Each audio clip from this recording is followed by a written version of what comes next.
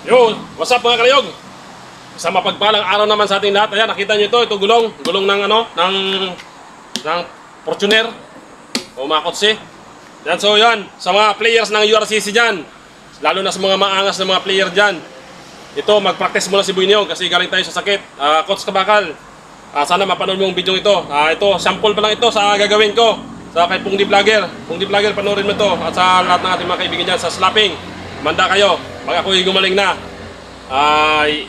baka makasali na tayo dyan sa URCC sa slapping battle. So, panoorin mo na ang aking warm-up kasi matagal na tayong walang exercise. Itong naghahawak ng kasama ko, matagal na to, malakas to kasi marami nang pinatumba tong bakat sa kalabaw. Pero ngayon huminto na sa pagpatumba.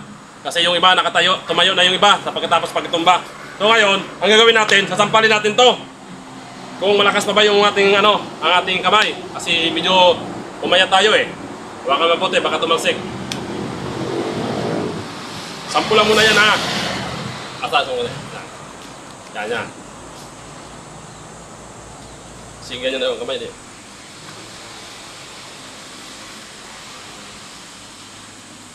Ha! Oh. Ha! Oh. Oh, lakas yan ha. Aha! So yan. Yan naman ang training natin. Baka mapirsa ang ating buto kasi galing pa tayo sa sakit. Shoutout sa ating lahat dyan. Lalo sa mga viewers natin, sa mga followers natin. At siyempre sa mga players ng URCC. Shoutout sa inyong lahat dyan. God bless and mag-ingat kayo palagi.